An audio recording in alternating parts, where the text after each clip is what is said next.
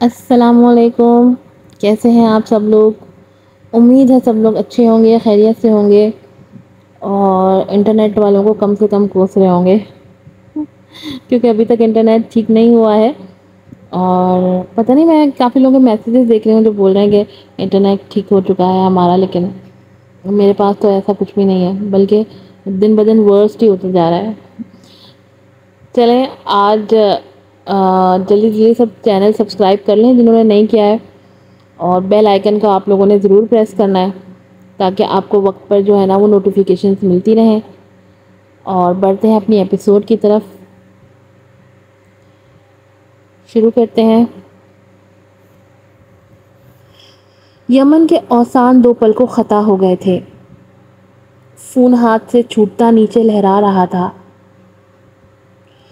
عظمیٰ بیگم کھٹکے کی آواز پہ فوراً کچن سے باہر آئیں اور یمن کو دیکھا جو فون کے پاس کھڑی تھی اور فون نیچے زمین پر پڑا تھا. وہ فوراً بھاگ کر اس کے پاس آئیں. یمن بیٹا کیا ہوا؟ یہاں کیوں کھڑی ہو؟ انہوں نے یمن کو ساکت کھڑا دیکھ اسے ہلا کر پریشانی سے پوچھا. وہ رویام، اس نے لڑکھڑاتے ہوئے کہا تو عظمیٰ بیگم دہل کر رہ گئیں. جب سے رویام آرمی میں گیا تھا ان کا دل ایسے ہی چھوٹی چھوٹی خبروں پر دہل جایا کرتا تھا.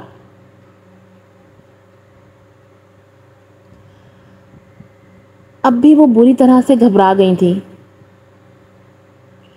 اور یمن سے پوچھنے لگی کہ رویام کو کیا ہوا ہے.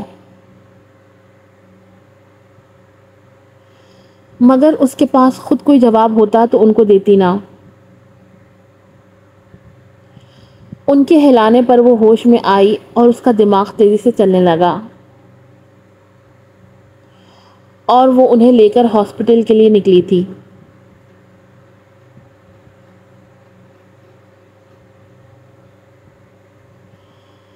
بے شک رویام نے اس کے ساتھ جتنا بھی برا کیا تھا، مگر تھا تو وہ اس کا شوہر اور پہلی محبت ہی نہ، جس کے پاس وہ خود کو لاکھ چاہنے کے باوجود بھی نہیں روک سکتی تھی.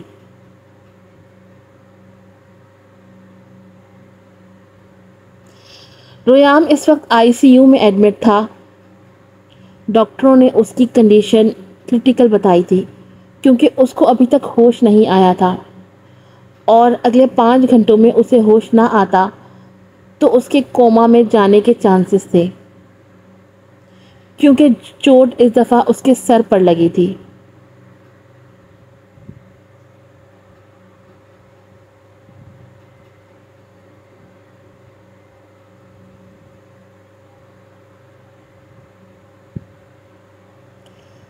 لیکن اس کا ذہن دور تاریکی میں گم تھا.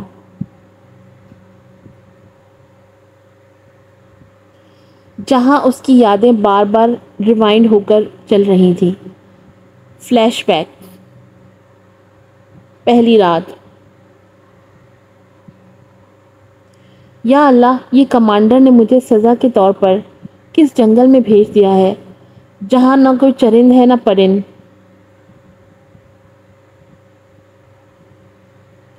یمن نے رات کے وقت ہاتھ میں ایک لکڑی سے جھاڑیاں ادھر ادھر کرتے گہرے جنگل کے اندر جاتے ٹارچ لائٹ چاروں طرف گھماتے کمانڈر کو دل ہی دل میں کوستے ہوئے کہا.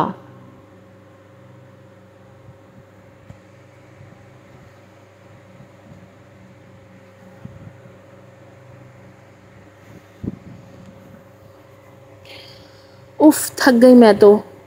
اس نے ایک کھلی سی جگہ رکتے ہوئے ایک خاص جگہ منتخب کرتے وہاں لکڑیاں اکٹھی کر کے آگ لگاتے ہوئے کہا.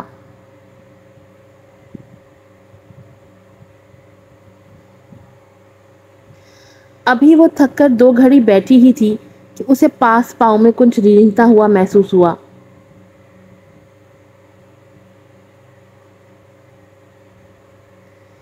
اس نے اندھیرے میں غور سے دیکھنا چاہا. لیکن جب اس کی نظر پاؤں میں کودتے ہوئے دو موٹے ہٹے کٹے چوہوں پر پڑی تو اس کی جان ہی نکل گئی اور چیخ کر کھڑی ہو گئی۔ ہش ہش، دور دور منحوس، ان کو بھی یہی جگہ ملی تھی آنے کے لیے، اس نے ایک جھکے ہوئے درخت پر چڑھتے ہوئے کہا۔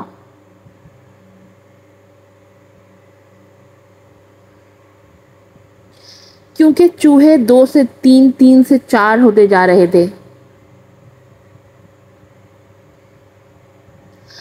آرمی میں آ کر بھی اس کی چوہوں سے جان جاتی تھی۔ ہا ہا ہا، سنسان جنگل میں ایک جناتی کہکے نے اس کا ایک دم ترا نکال دیا تھا۔ لا حول ولا قوت الا باللہ، اس نے سینے پر ہاتھ رکھتے کہا تو وہ دوبارہ ہنسا تھا۔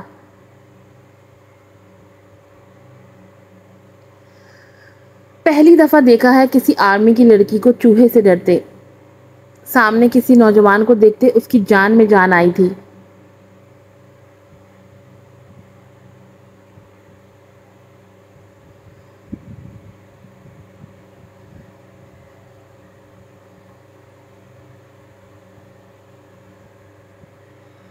وہیں اس کے سوال پر یمن کے ماتھے پر تیوری چڑھی تھی اور وہ کندھے اکڑاتے ہوئے نیچے اتری تھی۔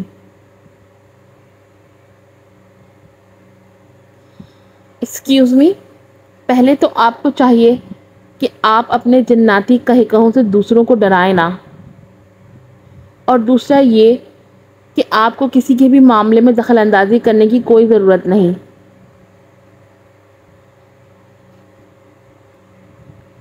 اس نے سر جھٹک کر کہا تو رویام یمن کا ایٹیٹیوڈ دیکھ کر رہ گیا۔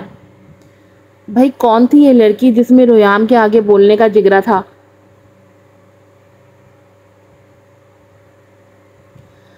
ہاں تو ایسی بات ہے، اس نے آگ کے پاس جا کر نیچے بیٹھتے ہوئے کہا۔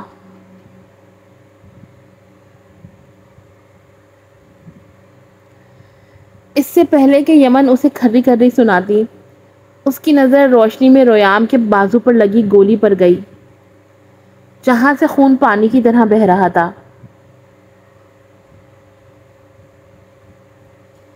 جسے دیکھ کے اس کی آنکھیں پھٹی کی پھٹی رہ گئیں اور وہ فوراً اپنا بیگ لے کر اس کے سامنے آئی اور اس کا بازو پکڑ کر دیکھنے لگی، جس پر رویام نے اسے ایک آئی برو اچکا کر دیکھا، جس نے اس کی اجازت کے بغیر اس کا معائنہ شروع کر دیا تھا۔ رویام کو اس کی جرأت بار بار چونکنے پر مجبور کر رہی تھی۔ اس نے کبھی کسی لڑکی کو اس نظر سے نہیں دیکھا تھا جس نظر سے آج وہ یمن کو دیکھ رہا تھا۔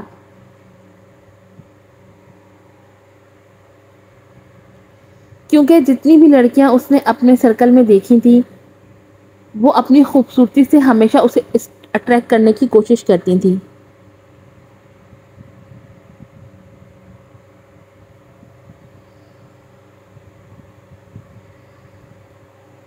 مگر یمن ان سب سے بالکل مختلف تھی، جو بالکل یکسوئی سے رویام کا زخم صاف کر رہی تھی۔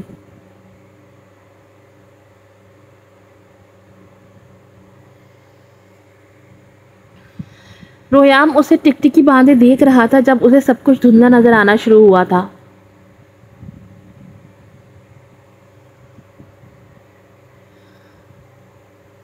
اور آخر میں اس نے آنکھیں بند ہونے سے پہلے اپنے سامنے بیٹھی لڑکی کو پریشانی سے اپنے اوپر جھکتے دیکھا تھا،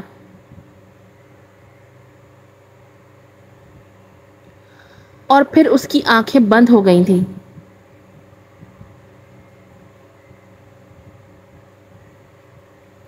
آج کی ایپیسوڈ یہیں ختم ہوتی ہے۔ پھر آپ سے معذرت کریں گے کہ نیٹ ورک نہ ہونے کی وجہ سے ہم ٹائم پہ ایپیسوڈز اپلوڈ نہیں کر پا رہے ہیں، اور یہی وجہ ہے کہ ایپیسوڈز تھوڑی چھوٹی بھی ہیں، کہ زیادہ بڑی ایپیسوڈ اپلوڈ نہیں ہو رہی۔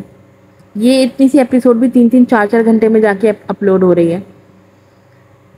تو آپ لوگوں سے ریکویسٹ ہے کہ ہمارے ساتھ بنے رہیے، اور پھر ملیں گے آپ سے نئی ایپیسوڈ میں. تب تک کے لیے اللہ حافظ، السلام علیکم.